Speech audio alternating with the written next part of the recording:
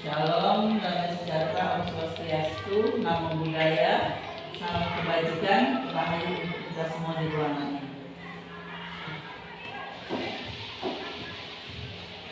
Terima kasih Bapak Ibu semua yang sudah hadir pada saat ini memenuhi undangan saya. Saya Yeni Priscila, CGP Definisi Angkatan 3. Pada hari ini akan melakukan sosialisasi. Sebelumnya kita bersyukur kepada Tuhan karena sampai hari ini kita masih diberi kesempatan dengan segala kesibukan yang ada, masih diberi sehat dan kuat untuk hadir di ruangan ini. Saya khususnya berterima kasih kepada kepala sekolah yang sudah berizin dan juga ibu bapak saya yang sudah menyambut baik kegiatan pada hari ini. Dan ini merupakan salah satu tugas saya untuk mensosialisasikan apa yang saya pelajari di dalam pendidikan guru penggerak.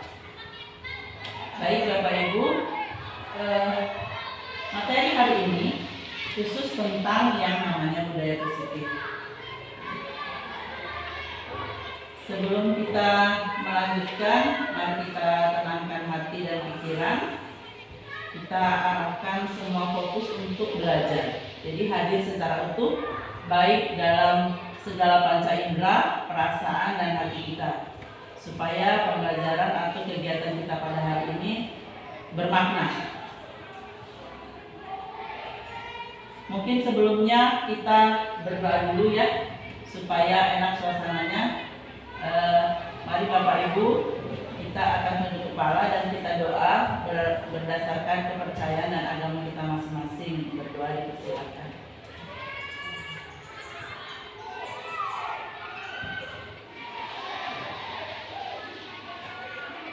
Berdoa selesai.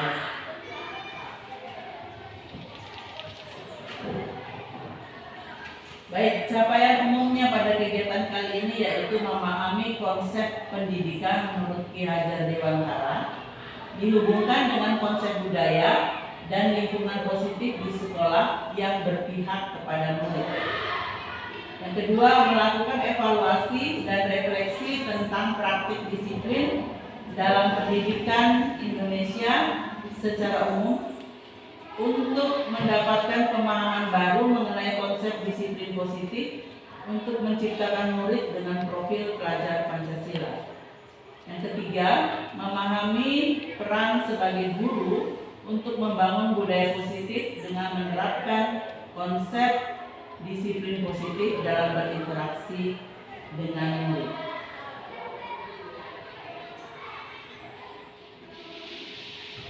Ya, menurut Pak Nadiem, tidak ada perubahan yang membuat kita nyaman. Jika masih nyaman, artinya tidak berubah. Ya, berikut budaya positif atau ekosistem positif. Apa sih budaya positif itu? Ya, mari kita lihat. Kita ambil contoh perbandingannya dengan hidup tumbuh-tumbuhan. Seorang petani pada hakikatnya itu sama halnya dengan kewajiban kita sebagai seorang pendidik. Kalau petani, saya rasa kita semua paham karena itu adalah lingkungan hidup kita juga sehari-hari, bahwa petani itu hanya bisa menuntun pertumbuhan dari tanaman yang ditanam, yaitu dengan memperbaiki kondisi tanah, memelihara tanaman, memberi pupuk, air, membasmi kulat dan sebagainya. Begitu juga dengan guru terhadap murid, kita juga bisanya menuntun. Kita tidak bisa memaksakan sesuatu untuk terjadi pada murid kita. Kita hanya bisa mengarahkan supaya mereka tidak tersesat di dalam perjalanannya menimba ilmu. Berikut adalah perubahan paradigma. Kita akan melakukan sebuah permainan. Ya, saya membutuhkan relawan 2 orang saja, 1 yang menjadi A, 1 yang menjadi B. Saya membutuhkan relawan, hanya bermain saja.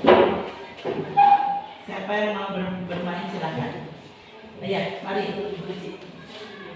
Ibu Uci dari mana sih?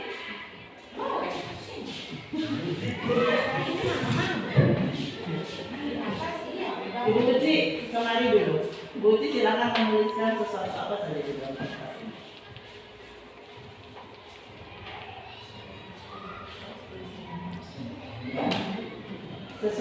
petunjuknya, Ibu Uci menulis sesuatu di dalam kertas dan tidak ada yang tahu apa tulisannya. Jadi nanti tugasnya Ibu Nati bagaimana caranya supaya Ibu Uci mau menyerahkan kertas ini. Mau Ibu rayu, mau Ibu marah, terserah. Bagaimana caranya? Ya, jadi Ibu Uci mempertahankan, Ibu Nati berusaha supaya Ibu Uci rela menyerahkan kertasnya. Bagaimana caranya? Silahkan. Mau bujuk-bujuk, mau pegang sesuatu. Iya, jadi Ibu ya terserah Ibu mau bujuk sampai marah. Jangan, jangan.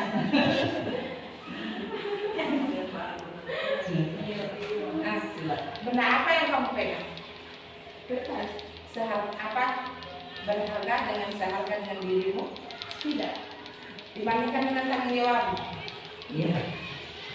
Dibandingkan dengan tanggung jawabmu? Berharga. Berharga. Dibandingkan dengan tanggung jawabmu? Berharga. Lebih berharga itu dengan tanggung jawabmu? Tanggung jawabmu? Kalau tanggung jawabmu yang lebih berharga, dan berarti kau bisa serahkan kembali sama saya. Karena iya, tanggung jawabmu. Iya.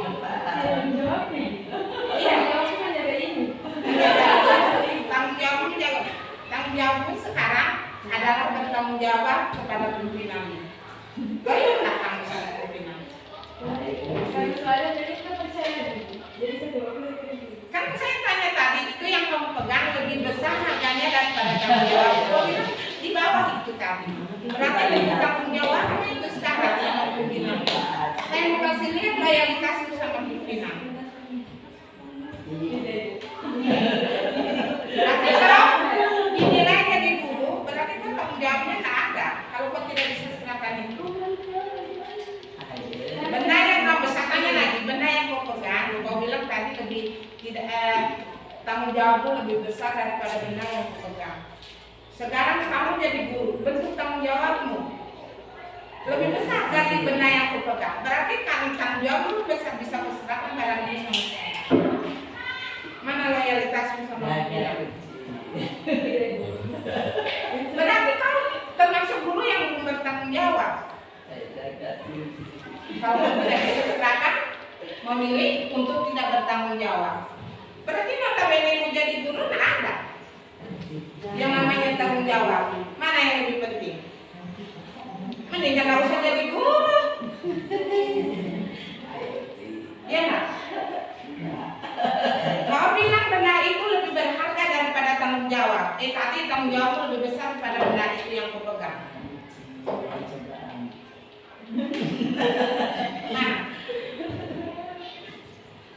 kau tidak serahkan, berarti tanggung jawabmu, profesionalmu jadi guru tidak ada.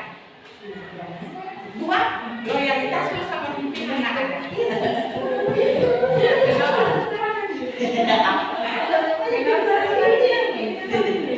Kan kamu bilang tadi benda yang kau pegang itu tidak lebih berharga dan tanggung jawabmu lebih berharga daripada benda yang kau pegang. Kalau kau merasa dirimu bertanggung jawab, berarti benda itu akan kuserahkan sama saya.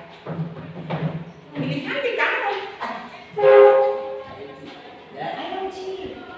Kalau kamu tidak bisa serahkan benda itu, berarti kau tidak bertanggung jawab. Loyalitas pada pimpinan tidak ada. Tidak ada kata kenapa? Karena kau membandingkan dari awal bahwa benda yang kau pegang itu lebih rendah harganya daripada tanggung jawab. Ya, bagaimana? Bertahan? Oke, tepuk tangan dulu Pak Ibu. Terima kasih. Berarti tanggung jawabnya ada. Ya. Tenang Bu, tenang. Ini tidak sampai marah loh ya. Ini belum sampai marah. Karena peragaan ini boleh sampai marah, boleh sampai maksa boleh. Nah, apa yang terjadi dari contoh tadi antara yang memegang benda dengan yang meminta? Bagaimana kira-kira? Apa yang terjadi? Ayo, apa kira-kira Bapak Ibu? Menurut Pak Robi apa Pak Robi? Kenapa tidak terjadi penyerahan benda itu? Kalau Pak Robi bisa mengambil gambaran, kira-kira apa?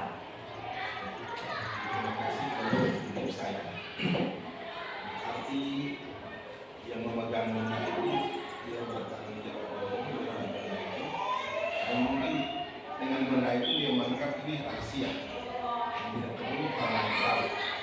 Ini tanggung jawab yang diberikan kepada saya dan saya harus jaga jangan sampai ini bocor ke orang lain.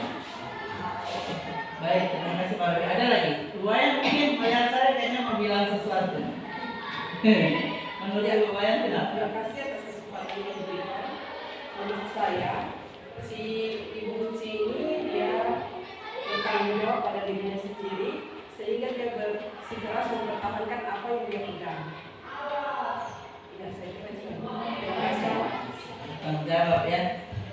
Kalau Ibu Narti sendiri, bagaimana menurut Ibu?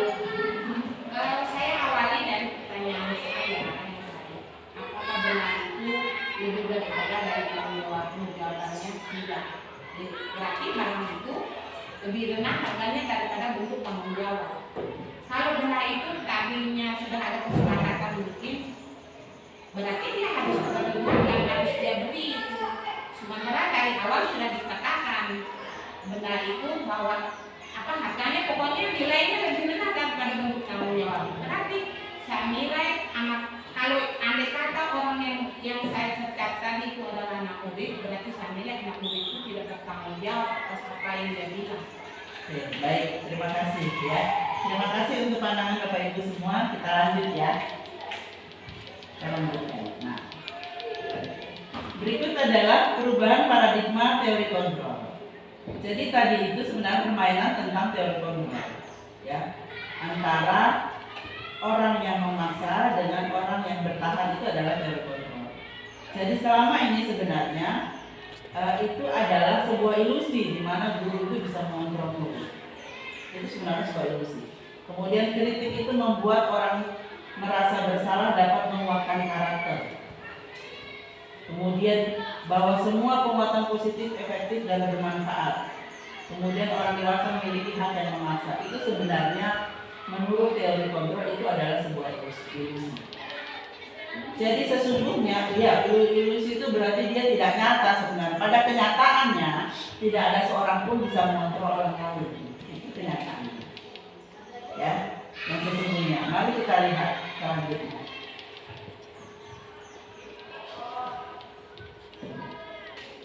Apakah makna disiplin?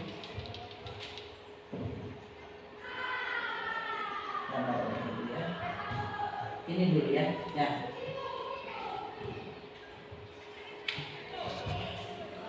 Nah, ini perubahan paradigma dari stimulus respon ke teori kontrolnya saya sampaikan tadi ya.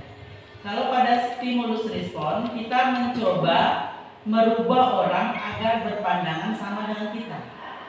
Kita merubah anak-anak atau murid supaya berpandangan sama dengan kita. Kalau menurut teori kontrol, kita tuh berusaha memahami pandangan orang lain tentang dunia, bahwa mereka punya pendapat sendiri, mereka punya cara pandang sendiri. Itu menurut teori kontrol. Kemudian perilaku buruk dilihat sebagai suatu kesalahan, karena selama ini saya sadari kita begitu memang. Kalau sesuatu anak-anak berperilaku buruk berarti itu dia melakukan hal yang salah.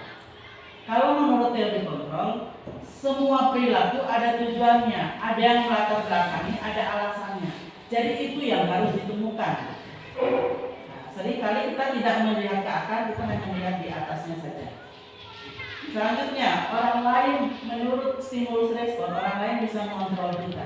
Tapi menurut teori kontrol, hanya Anda yang bisa mengontrol diri Anda sendiri. Kalau Anda tidak mau, orang tidak bisa memaksa. Selanjutnya, saya bisa mengontrol orang lain. Anda tidak bisa mengontrol orang lain. Berikutnya lagi, pemaksaan ada pada saat rujukan gagal. Ketika kita sudah rujuk gagal, akhirnya kita paksa. Nah, kalau menurut teori kontrol, kolaborasi dan konsensus itu menciptakan pilihan baru. Konsensus itu artinya sesuatu hal yang disepakati bersama. Selanjutnya yang dari stimulus respon, model berpikir yang selama ini ada yaitu menang dan kalah. Yang ini salah, yang ini benar. Tapi kalau teori kontrol, dia posisinya sama-sama menang. Jadi tidak ada yang disalahkan, tetapi menyadari apa yang harus dilakukan untuk memperbaiki diri. Jadi tidak merasa dia disalahkan. Itu kalau ini. Iya. Namanya win-win ya. Jadi dia memperbaiki, bukan akhirnya dia minder karena dia merasa dirinya salah. Itu yang dihindari. Ya, selanjutnya apa makna disiplin? Nah, disiplin berasal dari bahasa Latin disiplina, artinya belajar.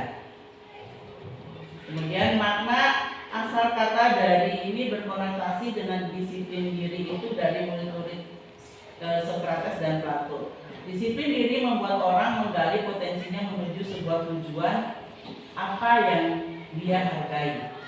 Nah, kenyataannya Bapak Ibu ini memang nyata, saya juga menyadari. Namun dalam budaya kita, makna kata disiplin telah berubah menjadi sesuatu yang dilakukan kepada orang lain untuk mendapatkan kepatuhan. Setuju tidak? Iya, saya setuju sekali. Kecenderungan umum adalah menghubungkan kata disiplin dengan ketidaknyamanan, bukan dengan apa yang kita hargai atau pencapaian suatu tujuan mulia. Jadi kita sering memaknai disiplin itu ya harus patuh, harus turut. Kamu suka tidak suka harus ikut. Itu makna disiplin yang selama ini saya pahami. Saya pahami begitu. Nah, selanjutnya ada namanya teori motivasi tentang perilaku manusia. Karena teori motivasi ini sebenarnya yang mempengaruhi disiplin pada diri seseorang. Pertama, ada yang namanya motivasi eksternal. Kenapa orang itu disiplin? Karena untuk menghindari ketidaknyamanan supaya tidak dihukum, supaya tidak dikucilkan misalnya. Apa yang akan terjadi apabila saya tidak melakukannya? Nah, itu pertanyaan pada diri sendiri ya. Jadi kadang orang, supaya saya itu tidak dihukum, supaya saya tidak dikucilkan, jadi saya harus datang tepat waktu misalnya. Kemudian motivasi eksternal berikutnya, untuk mendapatkan imbalan dari orang lain. Apa yang akan saya dapatkan apabila saya melakukannya, misalnya dapat pujian, dapat penghargaan, itu juga salah satu motivasi eksternal yang membuat seseorang melakukan disiplin atau melakukan hal-hal yang lain. Dan yang terakhir adalah motivasi internal, yang motivasi yang berasal dari diri sendiri yang memiliki tujuan positif, yaitu untuk menghargai diri sendiri, menjadi insan sesuai harapan kita. Saya akan menjadi orang seperti apa bila saya melakukannya. Jadi contohnya, tidak ada pimpinan, tanggung jawab tetap dilaksanakan, itu adalah salah satu contoh motivasi internal, bahwa karena kita menyadari itu adalah tanggung jawab kita, bukan karena kita supaya dipuji-puji, tidak, tapi karena kita memang sadar itu adalah tanggung jawab saya. Kalau saya tidak lakukan berarti saya salah kepada diri saya sendiri. Begitu Bapak Ibu. Sejauh ini mau ada yang ditanyakan Pak Ibu? Kalau sunyi berarti tidak ada yang ditanyakan. Salah juga.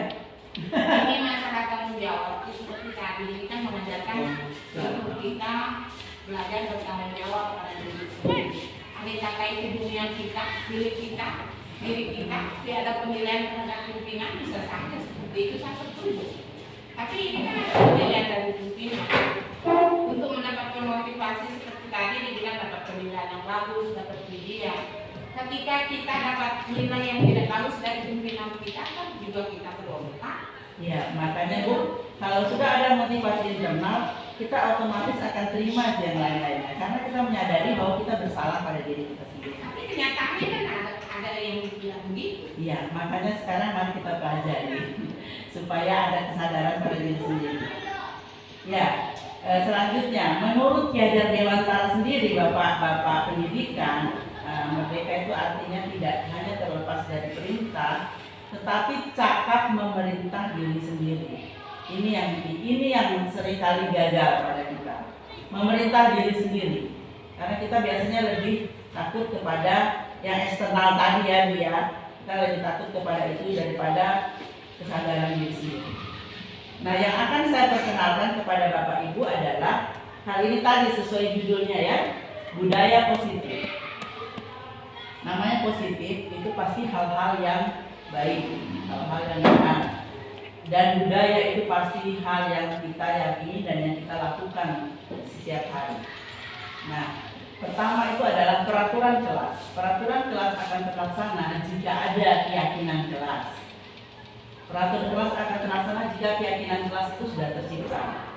Dan ketika keyakinan kelas tercipta, maka lingkungan positif itu otomatis pasti akan ada. Dengan adanya lingkungan positif berarti budaya positif sudah tercipta. Kalau Bapak Ibu belum paham, mari kita lihat, saya juga sama-sama belajar.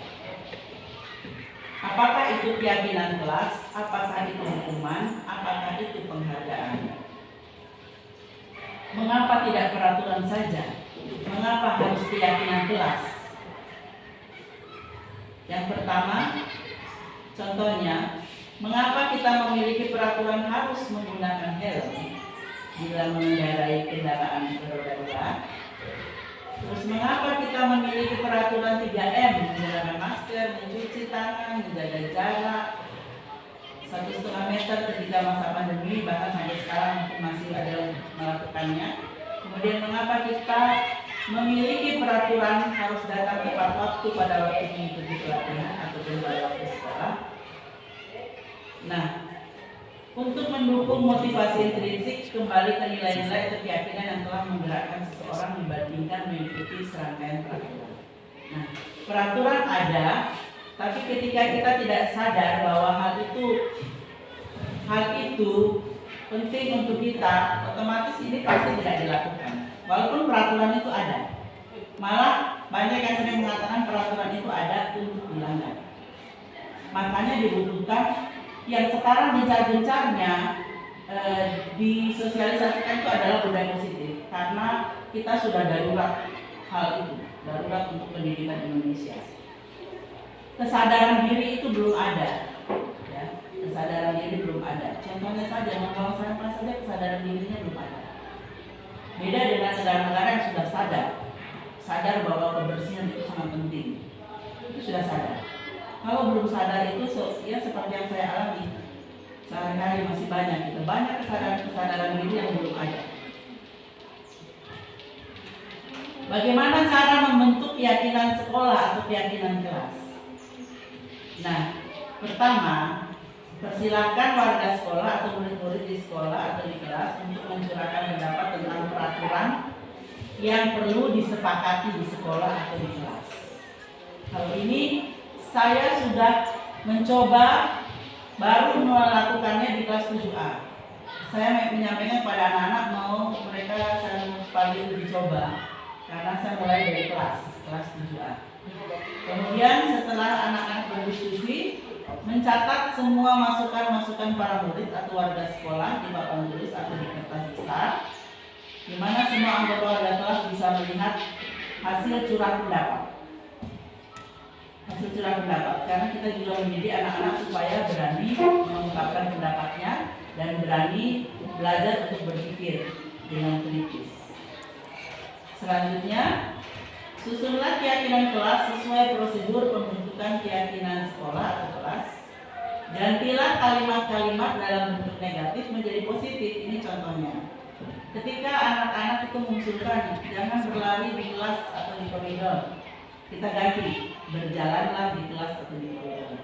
Yang diusahakan itu dihilangkan yang negatifnya. Kalau jangan itu kan negatif. Kalau dalam kalimat jangan itu negatif. Jadi supaya tidak ada konotasi negatif, kita menggunakan yang kalimat positif. Kita sama artinya, jangan berjalan di situ berarti harus jalan di sini ya. Jangan berlari berarti dia harusnya berjalan. Jadi sama sebenarnya artinya, supaya kita semuanya dalam bentuk positif, makanya dihindari kalimat yang berbentuk negatif. Itu maksudnya. Ya. Selanjutnya, tinjau kembali daftar curah pendapat yang sudah dicatat. Anda mungkin akan mendapati bahwa pernyataan yang tertulis di sana masih banyak yang berupa peraturan-peraturan. Selanjutnya, ajak warga sekolah untuk menemukan nilai kebajikan atau keyakinan yang ditujukan dari peraturan tersebut. Contohnya, berjalan di kelas, dengarkan guru, datanglah tepat waktu. 3 hal ini berada di bawah satu payung keyakinan, yaitu untuk saling menghormati. Jadi nilai kebajikannya itu hormat. Keyakinan inilah yang dimasukkan dalam daftar untuk disepakati. Kegiatan ini juga merupakan pendalaman pemahaman bentuk peraturan keyakinan sekolah atau keyakinan kelas. Jadi ini memang tidak gampang karena dia membutuhkan waktu dan proses. Tapi kalau tidak kita mulai, tidak akan pernah kita bisa melakukannya. Ya, siap. Tadi berarti kata jangan tidak boleh. Iya, tidak digunakan kata jangan untuk membuat Kebetulan baru kemarin ini terjadi. Anak-anak bercinta di kelas. Apa sebaik bangsa? dan maksudnya itu menghindari jangan bercinta di kelas. Iya. Apa sebaiknya? Sebaiknya, bagaimana Bapak Ibu? Di luar. Tidak. Ya, kalau ini kan malah jangan berjalan kan bilangnya jangan berlari, berarti lawannya lari kan. Kalau jangan bercinta lawannya apa? Oh berarti. Iya. Mungkin sedikit ya, mungkin tadi kalau saya pribadi ya, yang merubah dari negatif ke positif itu mungkin tergantung dari sikonnya mungkin, karena tidak selamanya mungkin kata jangan itu tidak boleh kita gunakan, tidak selamanya, karena namanya kita menasihati sesuatu itu mau menjadi lebih baik pasti akan kita mengeluarkan kata-kata jangan.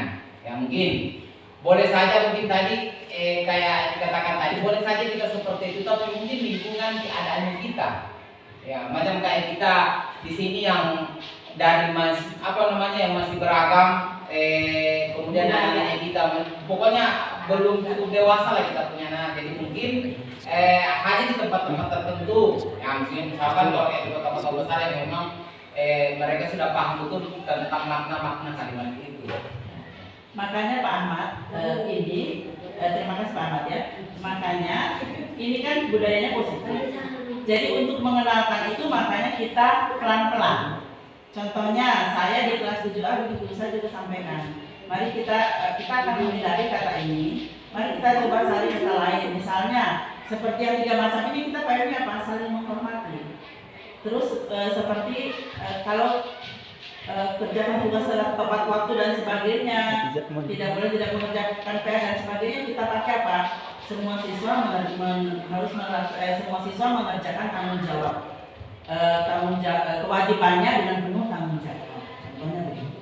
Jadi kita yang memang menggiring anak-anak. Makanya ini tugasnya, makanya kita mencobanya mulai dari dalam kelas. Dari keyakinan kelas dulu kita perbesar menjadi keyakinan sekolah. Saya rasa memang tidak mudah, tapi kita harus mencoba. Karena kalau kita tidak memperkenalkan, tidak mengajak anak-anak berpikir, mereka juga tidak akan pernah sampai di situ.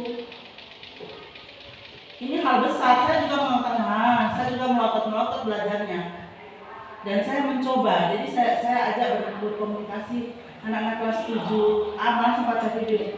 Jadi saya berharap bahwa komunikasi yang pelan-pelan ini mereka bisa paham. Jadi saya katakan mari kita lihat bagaimana perkembangannya. Jadi saya sudah ajak mereka membuat keyakinan kelas per kelompok.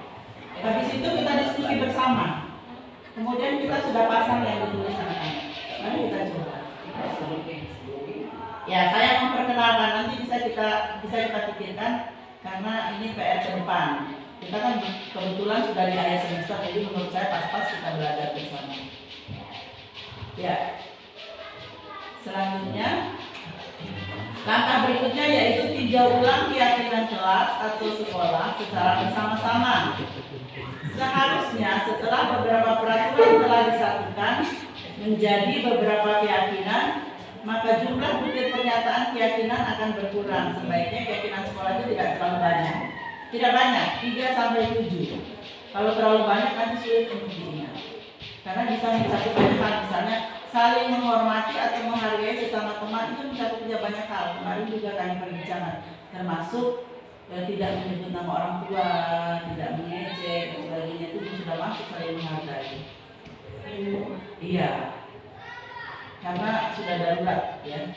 Yang keenam, keyakinan sekolah atau kelas selesai dibuat, maka semua warga kelas dipersilakan meninjau ulang dan menyetujuinya dengan menandatangani keyakinan sekolah atau kelas tersebut, termasuk guru dan semua warga. Jadi setelah ditandatangani berarti sudah sepakat bahwa keyakinan inilah yang kita yakini. Keyakinan sekolah selanjutnya bisa diletakkan di dinding kelas atau di tempat di mana mudah dilihat. Iya. Nah, kegiatan pendalaman keyakinan kelas ini ada 3 hal utamanya, yaitu hormat. Kelihatan nggak Bapak? Kelihatan. Hormat, ya. Kami meyakini bahwa sangat penting untuk menghormati semua orang dan barang milik orang lain. Itu dari hormat, ya. Kalau yang dari bekerja, kami meyakini bahwa sangat penting untuk mengerjakan segala pekerjaan atau mengikuti kegiatan yang telah ditugaskan. Jadi kandungannya ada itu. Kemudian yang ketiga, diterima dan dimiliki. Kami meyakini bahwa sangat penting untuk merasa diterima pada suatu kelompok dan saling peduli satu dengan yang lainnya. Jadi 3 hal ini hal-hal utama yang terkandung di dalam keyakinan kelas untuk kita buat bersama. Kalau misalnya keyakinan kelas itu diingkari oleh yang membuat, bagaimana? Diingkari oleh anak-anak. Guru dengan murid. Iya. Guru dengan murid, utamanya guru ini. Ya. Kalau diingkari, mari kita kembali ke restitusi. Nanti Bu ya, ada di bagian belakang. Kebetulan ada CGP yang sudah lebih dulu belajar dari saya untuk hal ini, jadi nanti bisa bedain. Sudah mempraktekkan restitusi juga. Kita lanjut dulu ya untuk hal kalau dilanggar bagaimana. Nah ini kita lihat peraturan. Selalu kembalikan buku ke tempatnya.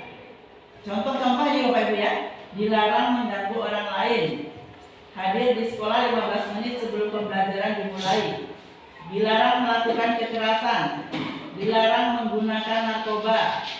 Bergantian atau menunggu giliran. Gunakan masker, jangan berlari di kelas atau koridor. Ini contoh peraturan. Kalau peraturan pasti dia bunyinya seperti ini. Nah, bagaimana jika dia dalam bentuk keyakinan? Ini bedanya peraturan dan keyakinan kelas.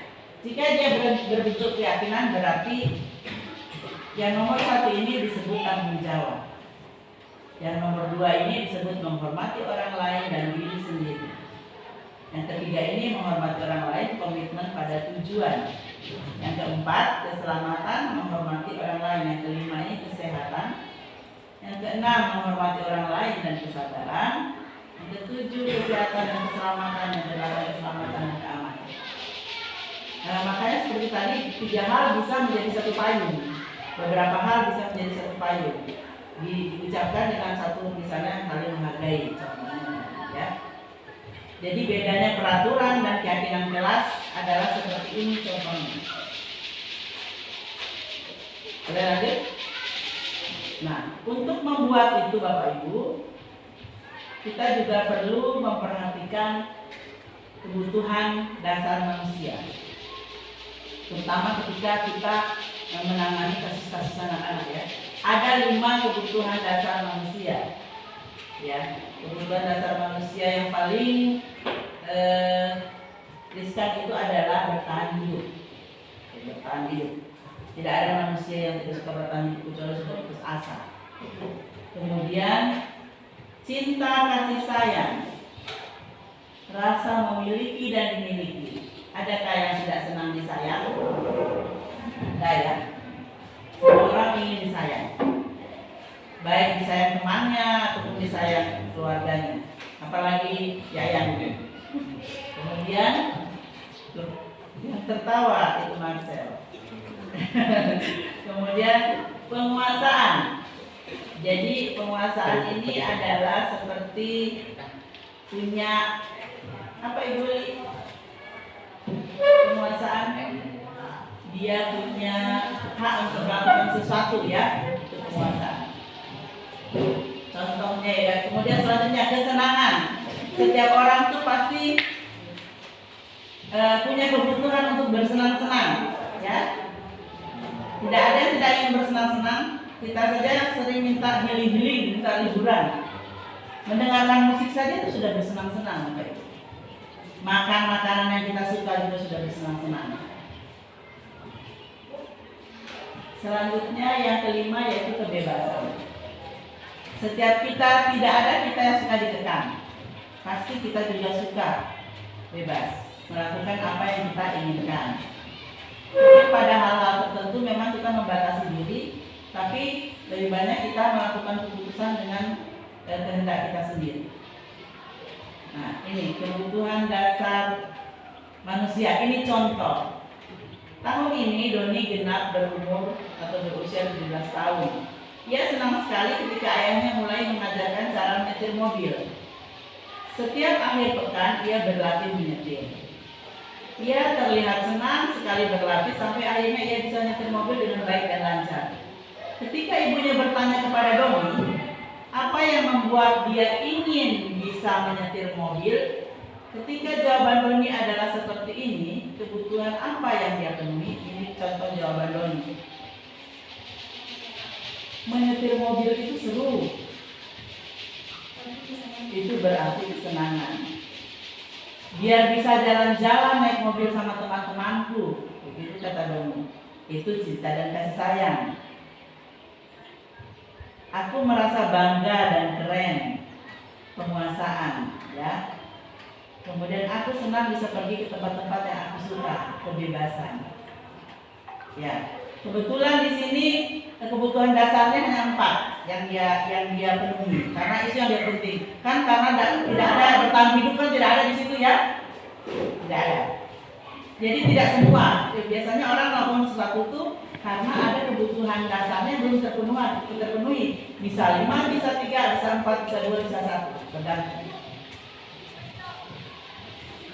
Jadi itu juga salah satu hal yang bisa kita cari tahu ketika anak-anak itu melakukan sesuatu. Kebutuhan apa yang belum terpenuhi dari anak-anak ini.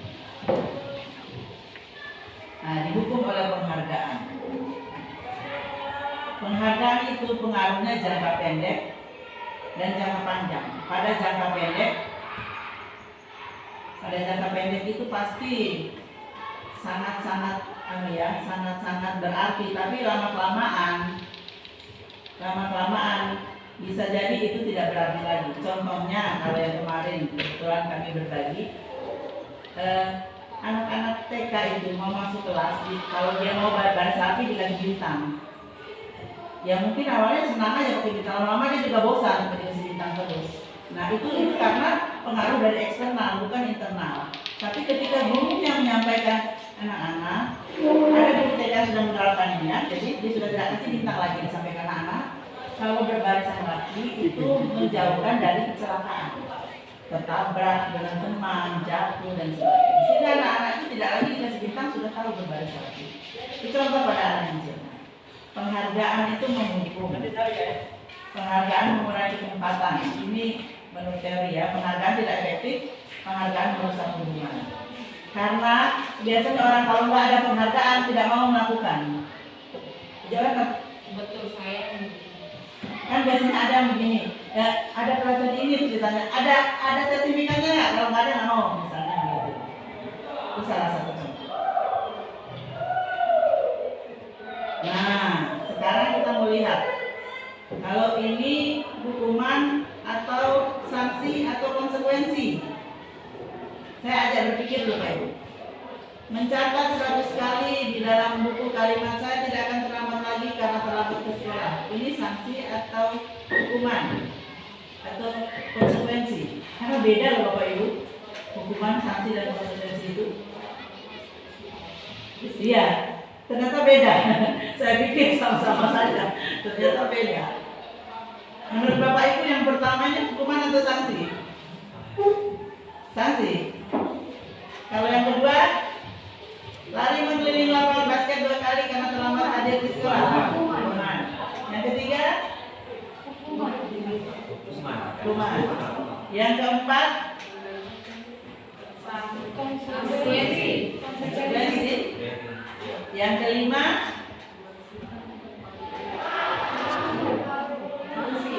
sanksi. Yang keenam,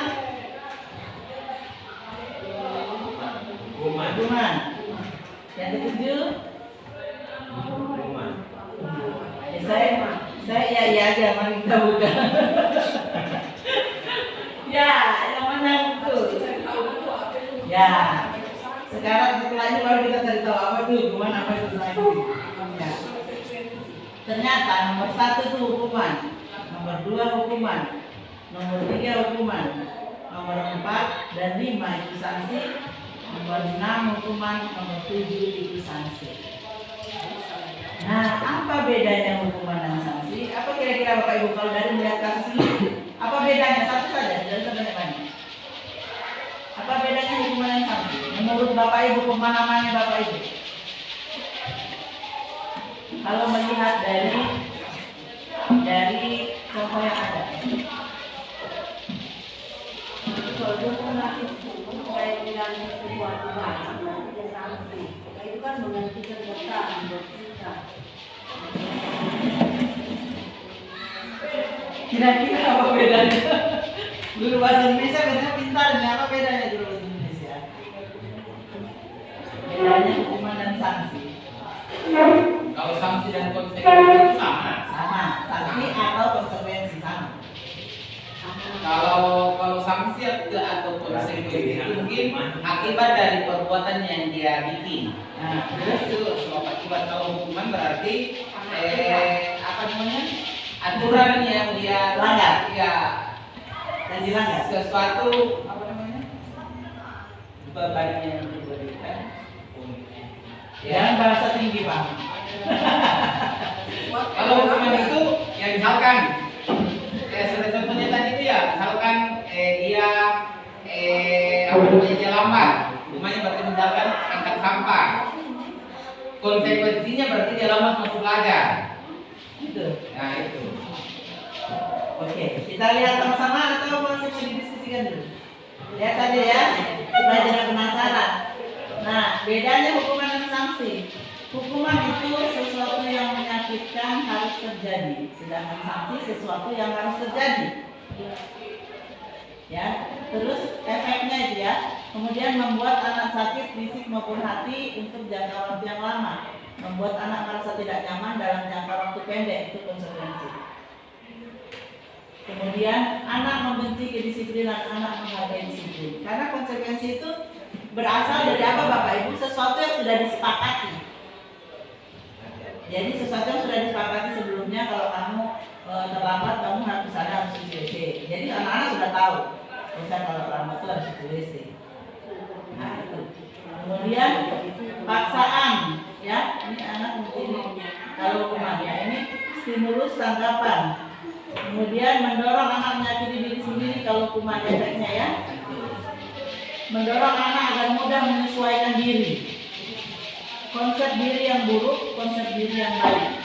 Anak belajar untuk menyembunyikan kesalahan, anak belajar untuk mematuhi peraturan. Marah, rasa bersalah, dipermalukan, merasa tidak dihargai. Kehilangan hak, dibuat nyaman, diasingkan sementara. Buat tidak nyaman. Nah, konsekuensi itu adalah akibat dari melanggar kesepakatan bersama. Jadi sudah ditahu, maksudnya anak itu sudah tahu bahwa kalau dia melakukan ini, nanti hukumannya ini. Nanti yang harus dia lakukan ini. Nah kalau hukuman itu tanpa kesepakatan, jadi sudah kita yang menentukan, itu namanya hukuman. Kita yang menentukan. Kalau konsekuensi sudah disepakati dengan anak-anak, kalau terlambat, misalnya cuci WC, itu sudah disepakati, sudah sama-sama tahu. Jadi anak-anak sadar, oh saya sulang, saya cuci WC. Itu yang bedanya konsekuensi dan hukuman. Kalau hukuman itu kita sendiri yang tentukan. Sekarang kamu kan kalau saya juga begitu, jadi saya tahu saya juga begitu. Sekarang betul. Jadi kita tidak mau tanya dia mau itu apa tidak, pokoknya dia harus lakukan karena itu yang saya mau. Itu bedanya. Nah sekarang yang perlu kita pelajari adalah 5 posisi kontrol. 5 posisi kontrol guru. Nah ini untuk kita berkaca, saya pun berkaca. Jadi waktu membahas ini, guru-guru tuh tertawa-tertawa. Mereka ngomong, ih kok kayak saya? Bisa katanya gitu.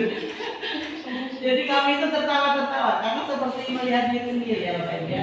Posisi kontrol itu 5 posisi kontrol guru. Ini Dikelompokkan lagi, yang ini namanya identitas gagal, itu kontrol dari luar, ya.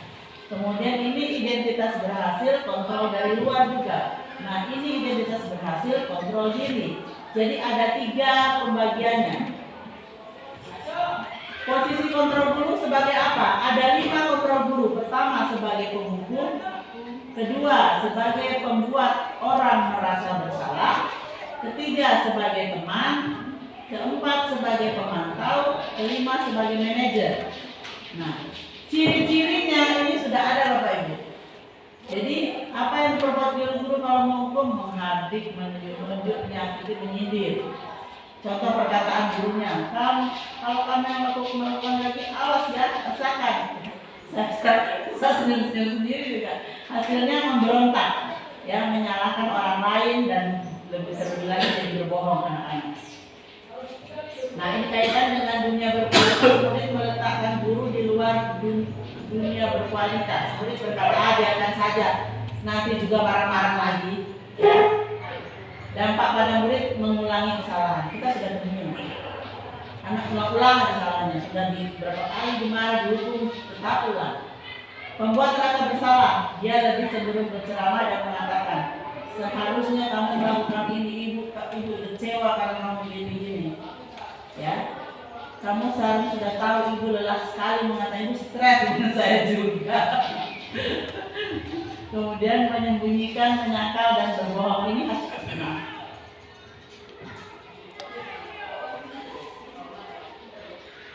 Itu hasilnya ya Bapak Ibu. Ya, pencet.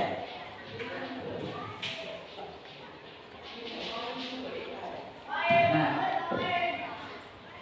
murid berkata maafkan saya, dampaknya murid menjadi rendah diri.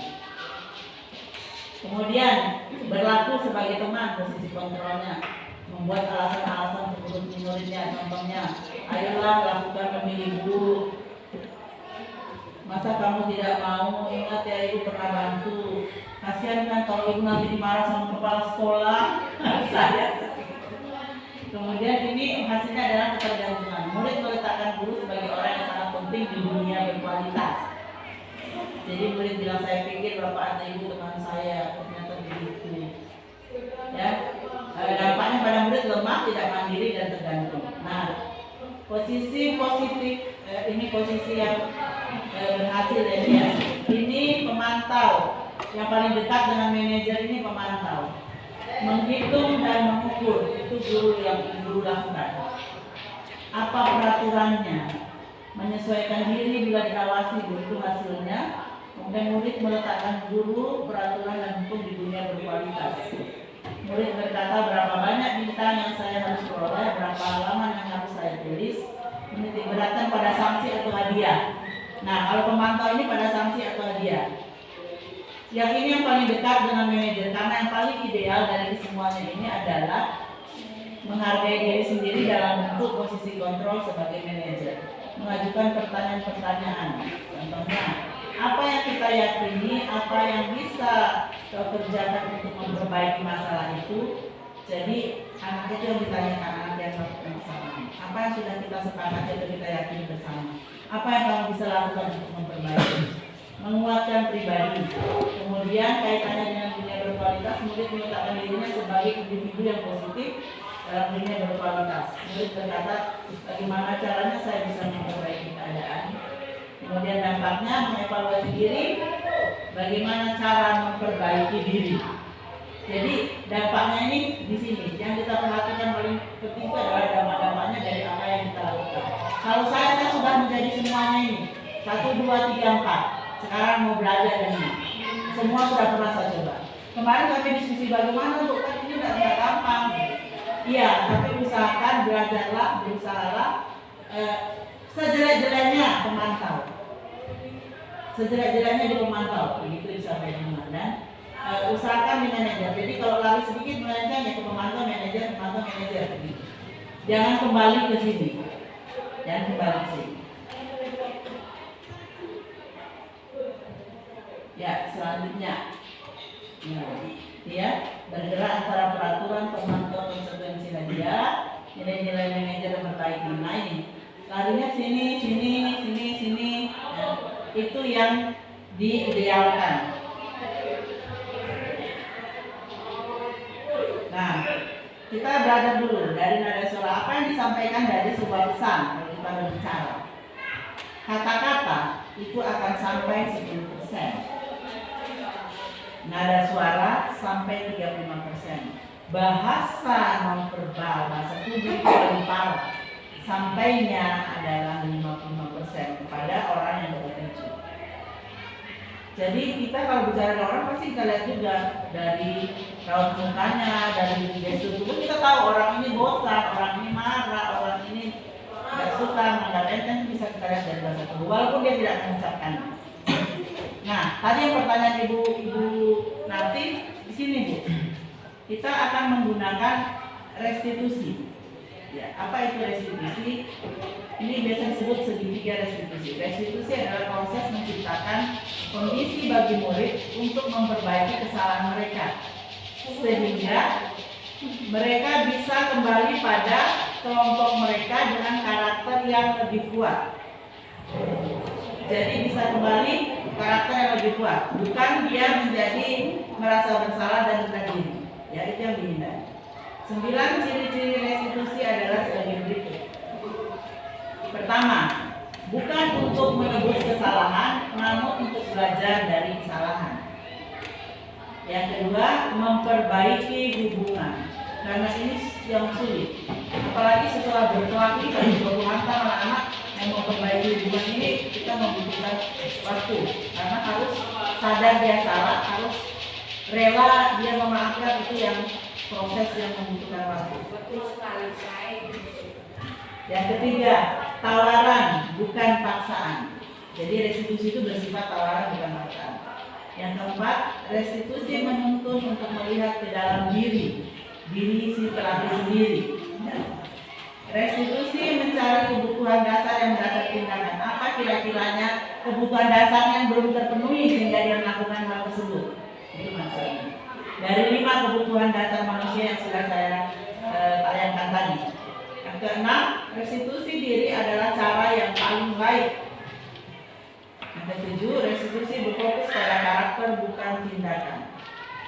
Yang kedelapan, restitusi fokus pada solusi. Yang kesembilan, restitusi mengembalikan murid yang berbuat salah pada kelompoknya. Jadi biasanya kalau berbuat salah mau kembali itu susah. Nah, ini supaya bisa kembali, makanya ditawarkanlah segitiga restitusi. Bagaimana kita menguatkan karakter anak supaya yang terlepas ini bisa kembali dengan nyaman, yang merasa efeknya juga bisa menerima dengan nyaman. Itu idealnya. Nah, ini segitiga restitusinya Bapak Ibu.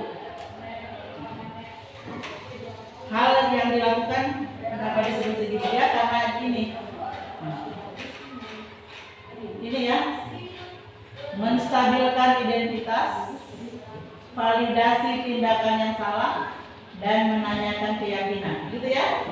Dari sini ya, menstabilkan identitas, validasi tindakan yang salah, dan menanyakan keyakinan. Nah, ini setiap orang pasti pernah melakukan kesalahan. Ya, terus kamu bukan satu-satunya yang pernah melakukan ini. Ini contoh kalimat yang bisa digunakan ya. Adakah cara yang lebih efektif untuk mendapatkan apa yang kamu butuhkan? Kamu tentu punya alasan kenapa kamu melakukan ini. Kemudian ini yang menstabilkan ya. Yang ini contoh validasi. Ini contoh menanyakan keyakinan. Nilai-nilai apa yang telah kita sepakati? Makanya yang perlu dilakukan pertama adalah membuat nilai dulu. Jadi kalau ada kasus anak kita hadapkan kepada nilai. Kemudian kamu ingin menjadi orang yang seperti apa? Ini menanyakan keyakinan. Yang ini contoh menstabilkan identitas. Contoh kalimat yang saya gunakan. Yang ini validasi tindakan salah. Makanya disebut segitiga restitusi. Saya tidak ahli dalam segitiga bukan.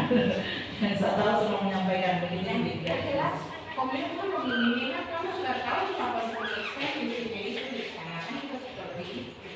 Ya, ini. Tapi bentuk tuntutan kamu yang punya jadi guru penggerak, meningkat jadi apa namanya contoh dan buat yang lainnya. Ya, makanya mengajak bersama-sama kita belajar. Saya juga belajar. Nanti di sesi terakhir Ada yang bisa dicontoh.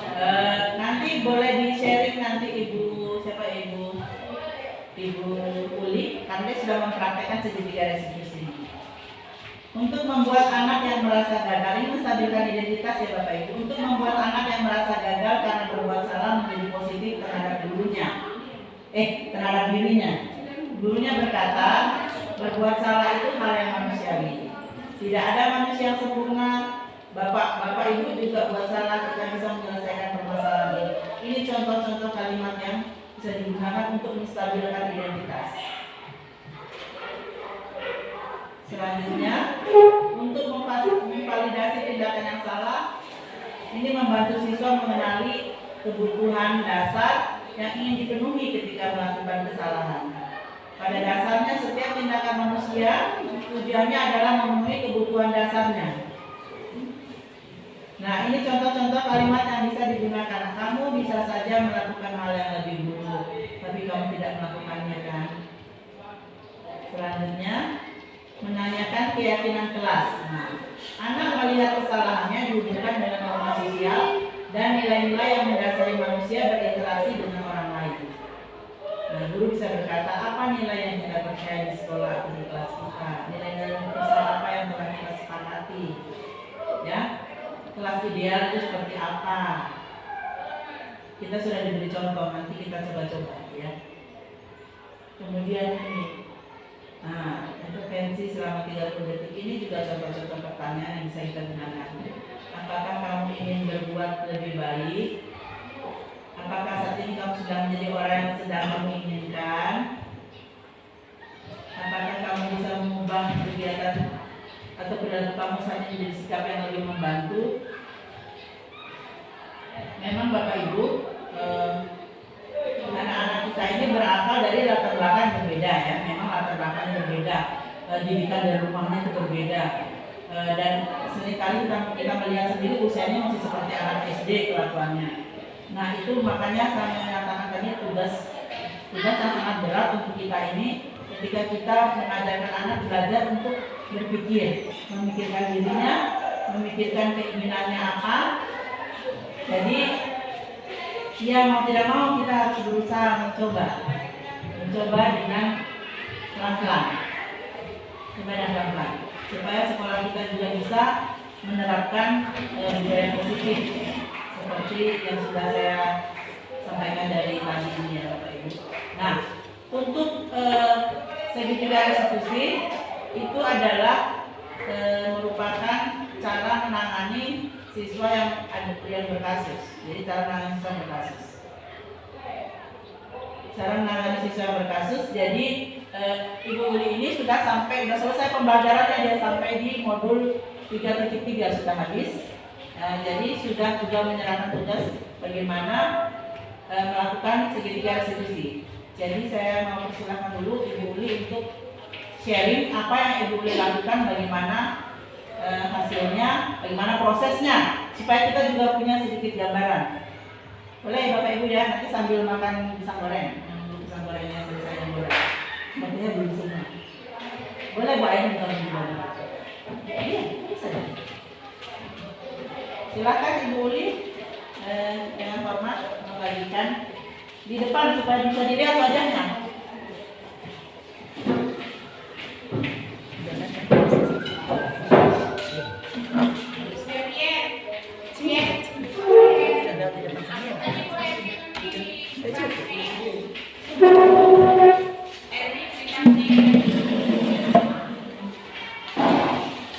Boleh makan? Boleh, silakan.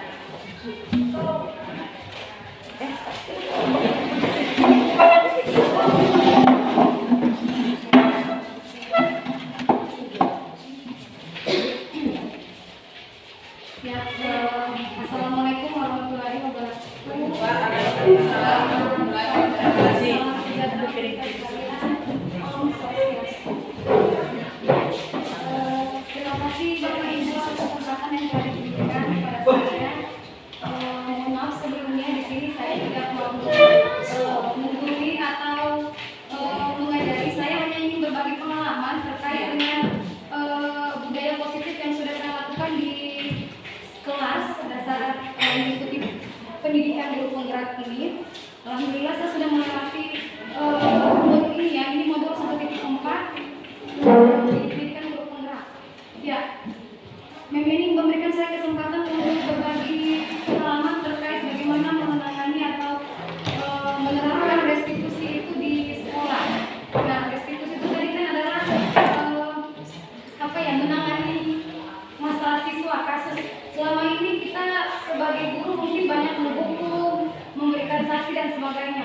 Nah, kata restitusi ini adalah suatu contoh untuk kita sebagai guru untuk tidak lagi melakukan hukuman, gitu, hukuman atau sanksi kepada siswa kita.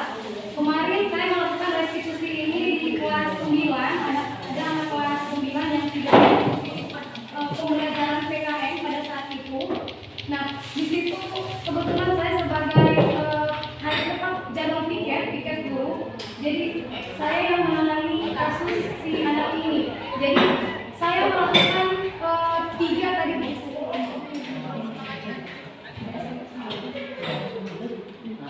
ya, jadi saya melakukan segitiga restitusi ini. Saya menerapkan segitiga restitusi ini. Yang pertama yaitu menstabilkan identitas. Jadi saya panggil dulu anaknya, saya panggil dulu siswa itu, saya bercerita selayaknya sebagai bukan juga sebagai teman, tetapi kita tidak mau membuat si anak ini merasa bersalah bahwa dia melakukan pelanggaran, gitu. Jadi saya panggil dia, kemudian saya tanya dulu, gitu. Ya, saya tanya dulu. Saya tidak langsung menjawab, kenapa kamu tidak masuk pelajaran PKN, gitu. Kenapa kamu bolos? Saya tidak menanyakan seperti itu. Jadi saya tanyakan dulu, kamu tidak apa yang lakukan sampai fokus ini? Apa yang menjadi kesalahan? Dia hanya diam pada saat itu. Dia diam. Kenapa kira-kira apa yang membuat kamu sehingga memanggil di ruangan ini? Gitu. Jadi dia terdiam pada saat itu. Kemudian saya tanya lagi, kira-kira apa yang membuat memanggil fokus ini? Kemudian dia langsung bilang, saya tanpa harus menjawab, kamu salah ya, kamu kenapa harus bolos dan sebagainya. Tidak, saya tanyakan apa kesalahan dia. Jadi dia sendiri yang menjawab. Setelah itu dia bilang tidak masuk pelajaran PKN, gitu. Itu dia menstabilkan identitas. Jadi saya bilang bukan kamu satu-satunya yang bolos ya, bukan kamu satu-satunya yang bolos. Kemudian bukan kamu satu-satunya yang berbuat seperti ini. Gitu. Masih banyak teman-temanmu yang membuat seperti ini. Nah itu saya di menstabilkan identitas. Kemudian di validasi tindakan yang salah. Nah di sini saya menanyakan kira-kira apa yang membuat kamu sehingga bolos, gitu. Apa yang membuat kamu bolos? Nah, dia sampaikan, dia utarakan semua unek-uneknya. Saya rambutku gondrong. Pada saat itu memang guru PKN-nya sudah wanti-wanti kalau rambut gondrong, tolong dirapikan, gitu. Kemudian dia pada saat itu bajunya di luar. Nah, guru PKN-nya juga sudah sampaikan seperti itu ketika masuk ke dalam kelas harus dalam posisi atau keadaan rapi. Jadi itu yang dia tidak mau. Dan yang ketiga kesalahannya yaitu dia tidak kerjakan PR-nya. Jadi ada 3 kesalahan yang sudah dia lakukan pada saat itu sehingga dia tidak berani untuk masuk ke dalam kelas. Nah kemudian itu tadi alasannya ya, itu tadi alasannya. Kemudian saya langsung lagi ke menanyakan keyakinan. Nah saya waktu pertama kali rapat penentuan masuk ke tahun ajaran baru, saya dengan Pak Firman itu sudah pernah mengadakan yang namanya keyakinan kelas. Kita semua melibatkan seluruh siswa. Kemudian keyakinan kelas itu kita bentuk dalam sebagai tata tertib sekolah. Jadi semuanya kita buat ke dalam kayak baliho begitu, kita tempelkan di dinding. Mereka tahu bahwa ini peraturan yang harus mereka ikuti. Nah, kesepakatan ini memang kesepakatan bersama, bukan guru yang buat. Ini hasil keinginan mereka yang catat semua pada saat itu. Dan kita sebagai warga sekolah menyepakati ini yang harus kita sepakati sebagai peraturan di sekolah atau tata tertib sekolah. Nah, pada saat ditanyakan keyakinan itu, saya tanya sama si siswa ini. Saya tanya, masih ingat tidak peraturan yang kita buat di awal semester, gitu?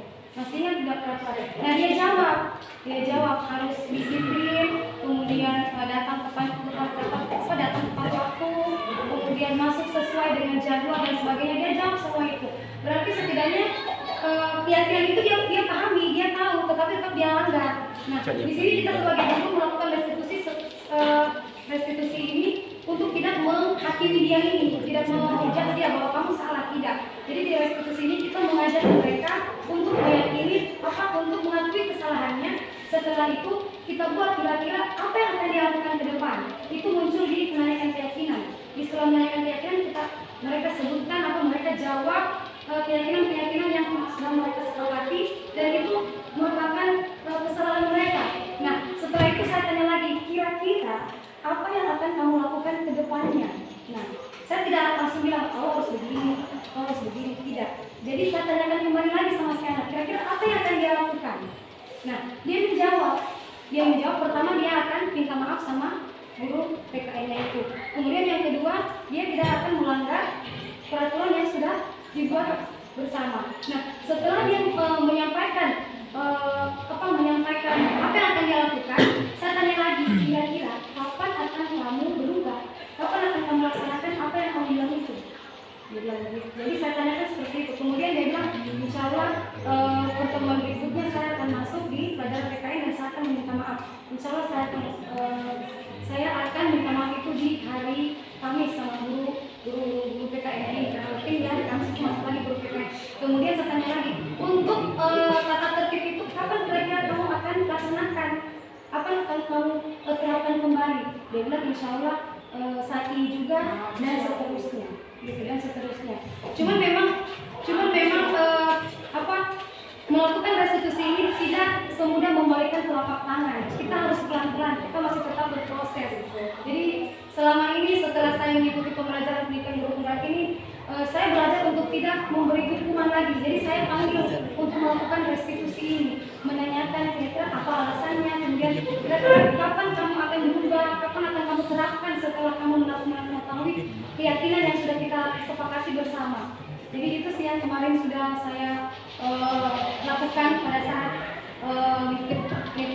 kemudian itu juga menjadi salah satu tugas saya. Bentuknya video ya, kemarin saya ambil bentuk video.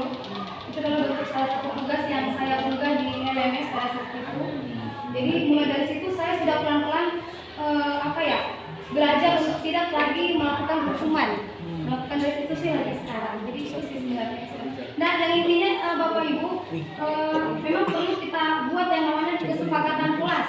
Nah, kesepakatan kelas itu tidak hanya berlaku untuk wali kelas saja yang membuat, guru mata pelajaran juga perlu untuk membuat kesepakatan kelas untuk mata pelajarannya Bapak Ibu semua. Gitu. Jadi kalau untuk matematika atau IPA, kira-kira kesepakatan kelas yang kita buat untuk pembelajaran secara 1 semester ke depan itu apa?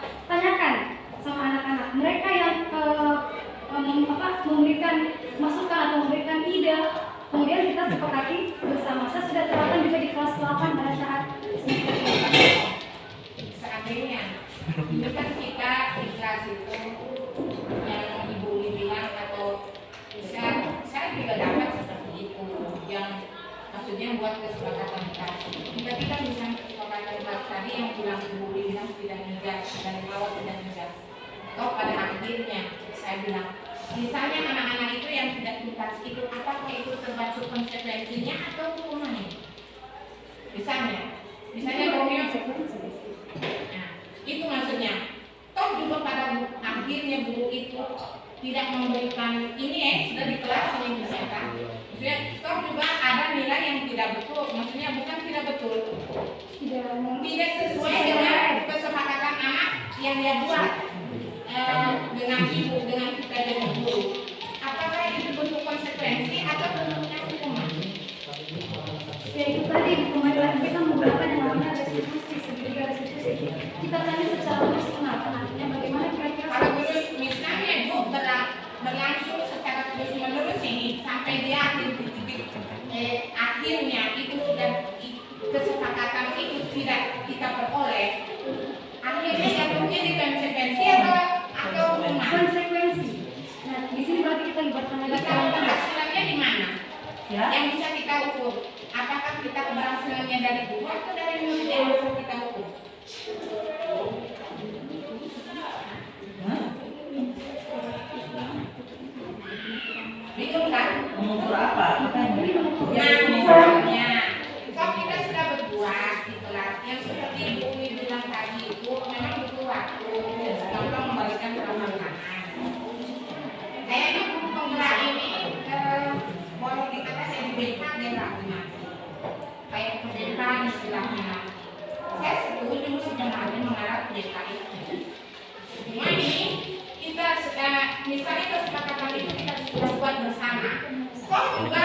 diingkari sama anak itu. Apakah bentuknya itu merupakan konsekuensi atau hukuman? Kemudian itu apakah tolak ukurnya, apa cara ukurnya dari murid atau dari gurunya yang nggak berhasil? Tidak berhasil karena melaksanakan kesepakatan. Iya. Ya, kalau ya kesepakatan itu harus dari dua belah pihak, Ibu, siswa dengan gurunya. Nah, kalau misalnya seperti tadi ada pelanggaran kesepakatan, itu Ibu gunakan restitusi. Ibu gunakan restitusi untuk memperbaiki supaya tidak dilanggar. Karena kita kan pelan-pelan menemukan. Iya, betul itu. Ini kan dikejar deadline. Ini kan dikejar deadline. Kalau misalnya gagal, Bu, itu sudah hal yang lumrah. Berarti Ibu mencoba lagi berikutnya. Itu yang Iya, salah. itu bentuk kegagalannya tadi itu kan harus dinampakkan. Nampaknya tadi kan konsekuensinya harus ada nilai yang tidak tepat, ini masuk. Itu saya tanya, apakah tolak ukurnya kita mengukur dari gurunya yang nggak berhasil atau muridnya yang nggak berhasil, atau kesepakatan sendiri yang tidak berhasil? Apalagi usul itu. Tapi kalau misalkan dalam satu kelas itu 1-2 orang yang tidak tuntas, itu berarti memang dari siswanya. Kalau kita lihat begitu kan. Kalau seandainya memang semua satu kelas itu misalkan 20 orang, lebih dari setengah tidak tuntas, berarti kita sebagai guru merefleksi diri lagi gitu. Kira-kira kita mengajar ini bagaimana? Apakah perlu ganti metode atau ganti model pembelajaran, atau perlu dibarengi dengan media pembelajaran yang menarik lagi gitu. Ya, saya setuju itu. Kalau guru yang mengubah KKN, KKN. iya. Diturunkan. Nah, Oh, kalau lalu misalnya Bu, ini saya kira begini, betul yang menjadi bilang ini. Mungkin sebuah pembelajaran kira-kira memang kami survei ini pembelajaran yang ibu peroleh ini saya setuju. Cuma mungkin tidak ada kata deadline. Oh, enggak. Saya bilang Tapi kan buktinya kita di lapangan ada deadline ini. deadline apa? Sebagai Oh, deadline. Kalau penerapan ini kan tidak. Penerapan ini memang pelan-pelan, secara terus-menerus. Maksudnya ini kita sudah dalam masa kritis. Ini yang lebih dianu tuh akhlaknya anak. Ini akhlak. Ini lebih ke arah akhlak. Ya, kebiasaan yang baik. Kebiasaan Yang yang baik. ukuran anak Ya. itu kan ada. Kalau misalnya mengenai pembelajaran yang Ibu sampaikan tadi, itu memang kita juga harus, kita sebagai guru, kalau kita sebagai guru itu yang harus melakukan untuk kita mengenali murid kita itu kebutuhannya apa. Nah, karena setiap anak itu dia punya kebutuhan dasar yang berbeda dan dia punya gaya belajar yang berbeda. Ada yang lebih senang melihat seperti ini, ada yang lebih senang video, ada yang lebih senang kita menjelaskan saja, itu beda-beda. Makanya hal itu juga sudah diterapkan oleh Juli dengan menggunakan RPP berdiferensiasi supaya anak-anak itu lebih paham. Karena kami juga banyak disajikan kasus, ada salah satu contoh kasus ini, gurunya menjelaskan anaknya tidur. Saya rasa saya juga mendapat itu. Nah, sering kita pasti marah, kamu ini di kasus itu juga gitu. Kamu ini, ibu sudah capek-capek menjelaskan kamu tidur dan saya juga begitu. Kamu tidak hargai, saya sudah begini. Sama.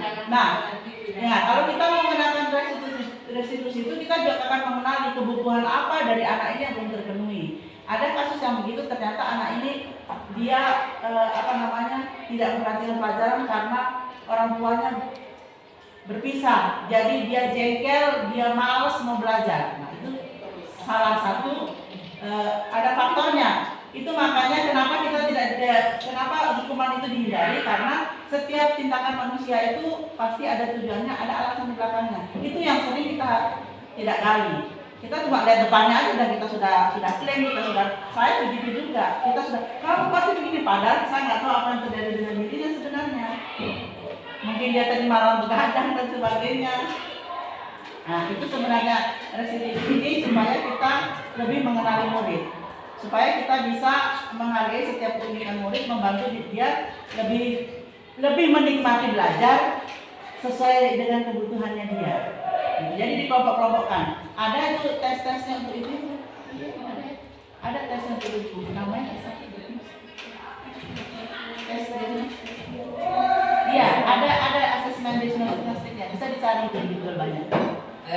Sedikit menyambung ya tadi. Ya saya sangat bagus betul teori ini sebenarnya. Saya suka teorinya pemaparannya. Dari dengar-dengar juga dari beberapa teman-teman kemarin, kayaknya dia sudah pernah, mungkin teman-teman itu sudah menerapkan seperti ini, tapi dia tidak tahu apa yang dia lakukan. Ya, kayak contoh-contoh kasus terkadang ada anak-anak kita yang bermasalah, dia tangani tapi tidak ada penyelesaiannya. Ya, karena saya perhatikan biasa di dalam di dalam menangani kasus itu, untuk apa itu hanya ditulis-tulis saja. Itu tahu itu kasusnya ini sampai berbahas sudah buku ini kasusnya kamu, tapi tak sepotong anak pun yang berhasil dia tangani. Ya seperti itu. Jadi mungkin ya perlu mungkin sosialisasi yang lebih mendalam kepada kita semua, apalagi kita ini kan berbagai macam karakter, berbagai macam mode di dalam mengajar. Kemudian kalau dikatakan juga misalkan ya mungkin ada juga betulnya, tapi kan terkadang kalau anak-anak itu sukses itu yang disebut itu adalah orang tuanya, kalau anak-anak itu tidak berhasil ada yang disebut itu adalah gurunya. Itu sudah mengalami itu seperti itu. Dulu waktu saya pernah mengajar di salah satu sekolah bagus di Palu, saya mengajar itu biasanya kalau saya mengajar di satu kelas itu saya kasih ulangan harian yang tidak tuntas biasa hanya 1-2 orang. Tapi saya kalau mengajar di kelas lain, mengajar dengan yang sama, yang memang agak di bawah sedikit kemampuannya mereka, saya tuntas itu hanya 5, hanya 4. Nah, jadi mungkin teori itu bagus, tapi mungkin tidak semua mungkin bisa diterapkan kepada setiap anak. Mungkin hanya orang-orang tertentu mungkin, atau hanya kalau kayak kita mungkin mesti pikir seperti ini, kita harus bekerja keras. Ya, kalau kita mau menerapkan yang seperti itu. Terima kasih. Ya, terima kasih Pak. Iya. Ya, itu yang bisa saya sampaikan, kurang lebihnya saya mohon maaf Ibu. Cuma nanti kita akan berkolaborasi lagi untuk mensosialisasikan lagi sesuai apa yang disampaikan oleh Pak Ahmad dan Ibu Nati. Terima kasih. Wassalamualaikum warahmatullahi wabarakatuh. Ya. Baik Bapak Ibu, ini adalah hal yang kalau menurut saya sendiri ini adalah hal yang baik. Saya membayangkan seandainya kita bisa melakukan hal itu, mulai dari hal yang kecil, misalnya dari kelas. Kita buat kesepakatan bagaimana kita mengajarkan supaya anak-anak itu bisa memberikan idenya, bisa memikirkan apa yang bisa mereka sepakati dan bagaimana mereka berusaha untuk mematuhi apa yang mereka sepakati. Saya rasa tidak ada salahnya kita belajar dari itu dulu pelan-pelan untuk kita melihat bagaimana perkembangannya. Namanya juga belajar ya Bapak Ibu. Saya juga belajar. Saya berusaha juga nanti saya terus melihat dan memantau bagaimana hasilnya yang saya coba. Karena kalau ada hal yang baik, kenapa tidak kita coba? Karena kita berusaha untuk menciptakan generasi yang tidak hanya takut karena ada kita, tapi dia sadar bahwa itu adalah tanggung jawabnya dia sendiri. Itu adalah untuk nilai yang dia yakini bahwa itu harus dia pegang teguh. Itu sebenarnya tujuan. Nah, segitiga restitusi ini sebenarnya sangat membantu untuk pemecahan kasus supaya mengajarkan anak belajar untuk menyadari, oh ini salah saya. Jadi kalau saya salah, apa yang harus saya lakukan untuk memperbaikinya? Itu sebenarnya. Nah, untuk yang lain-lain, apakah Bapak Ibu ada yang mau dipercakapkan lagi?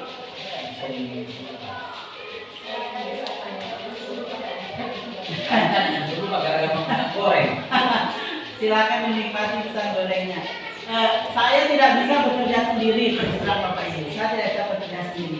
Makanya kenapa saya berbicara dengan Bapak Ibu, karena Bapak Ibu semua adalah rekan-rekan sejawat saya di sekolah. Sahabat-sahabat saya yang bisa bekerja sama kita berada di satu komunitas yang sama. Jadi marilah kita bersama-sama saling mendukung. Marilah kita bersama-sama memperbincangkan kembali. Boleh juga ini kita berbincangkan kembali secara khusus bersama kepala sekolah. Kalau kita akan membuat suatu keyakinan sekolah, sehingga kita mencoba bagaimana kita mencoba terapkan budaya positif ini, kira-kira bagaimana anak-anak kita, berapa lama kita membutuhkan sampai bisa berjalan, entah itu 50% kah paling tinggi yang kita ingin capai, itu misalkan. Yang saya inginkan sebenarnya guru yang bertanggung jawab. Ya. Kalau Nah, itu hanya guru yang bertanggung jawab yang saya inginkan. kenapa sampai hukuman itu banyak dikategorikan negatif itu juga karena begini juga Bu. Banyak siswa mengatakan, kenapa cuma murid saja yang dihukum dengan segala aturan begini tidak? itu juga salah satunya. Contohnya kan begini, macam Ibu Uli atau Ibu Yeni yang mendapatkan pekerjaan lain, tanggung jawab lain menjadi guru penggerak. Saya kira pekerjaan yang lain yang di sekolah ini pasti ada yang tertinggal. Itu mungkin dilihat dari situnya juga karena banyaknya tugas yang lain sehingga yang di sekolah ini bisa dilepas, maksudnya bisa diberikan tanggung jawab ke yang lain. Maksudnya berarti saya harapkan ini komunikasinya kepada yang lainnya supaya di sekolah ini jangan sampai diabaikan begitu. Iya. Kalau itu ya, maksud saya sejauh ini karena saya juga tanggung jawabnya nggak banyak, saya juga bukan panitia jadi tidak terlalu iya. Kalau pembelajaran tetap jalan, nilai juga sudah masuk semua, ya. Dan saya senang, apalagi kalau Bapak Ibu bisa bekerja sama. Saya senang, apalagi ada yang menggantikan saya sebagai wali kelas. Saya senang, karena kan kalau ajaran baru nanti ada posisi yang kosong kan, bisa bergantian di wali kelas.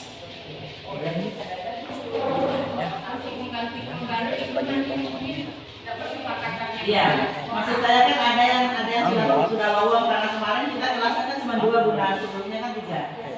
Boleh bergantian lah. Ya.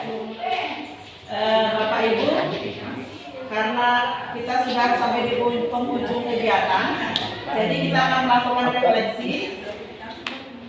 Refleksi ini saya mohon Bapak Ibu membantu saya menjawab 4 pertanyaan ini. Yang pertama, hal baru apa yang mengubah paradigma Bapak Ibu dan apa yang Bapak Ibu dapatkan? Kemudian perasaan apa yang muncul selama mengikuti kegiatan ini, khususnya mengenai makna disiplin dan motivasi intrinsik. Jujur saja Bu, bagaimana perasaannya Bapak Ibu? Kemudian peran Among seperti apa yang sudah saya lakukan selama ini. Peran Among itu menuntun anak-anak ya. Saya akan menjadi penuntun yang seperti apa setelah mengikuti kegiatan ini. Jadi mohon kesediaannya siapa saja yang mau menyampaikan refleksinya. Bicara ya. Silakan. Kalau untuk saya, Ya. lebih merefleksi diri, mencerminkan diri, menggali diri, lebih bertanggung jawab baik terhadap diri, terhadap sekolah, dan terhadap negara dan agama. Dan agama yang utama. Yang lainnya itu saya menginginkan semuanya menjadi orang itu lebih bertanggung jawab. Jangan tanggung jawabnya itu di luar dengan di dalam itu sama itu saja. Karena kata tanggung jawab ini gampang diucapkan, susah dilaksanakan. Ketika melihat orang lain salah, yang saya lihat ngejasnya lebih dulu dari yang mana. Yang saya lihat dulu di sini, saya lihat dan saya ini selama ini adalah guru belum berbuat lebih, baru berbuat lebih sedikit saja sudah ngomel. Tapi ketika orang melihat dari kehidupannya, nggak mau dibilang ke orang yang bersangkutan. Itu yang saya lihat di sini. Lihat seolah lempar batu sembunyi tangan. Orang yang di depannya latihan lambat, yang tidak benar ya nggak apa, yang nggak benar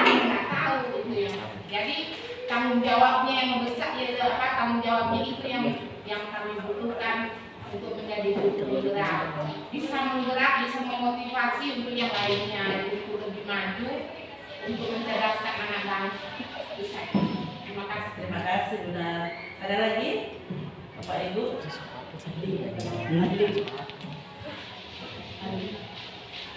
Sudah? Baik. Terima kasih Bapak Ibu semua sudah bersama-sama dengan saya di acara sosialisasi budaya positif untuk sekolah kita.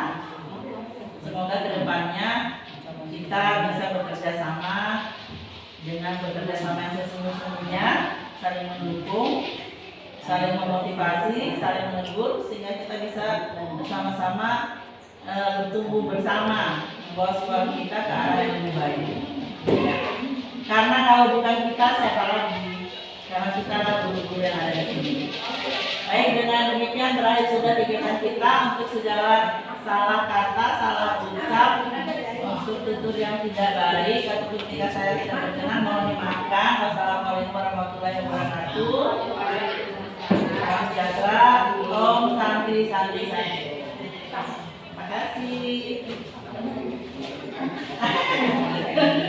Bunda, minta sama Bunda.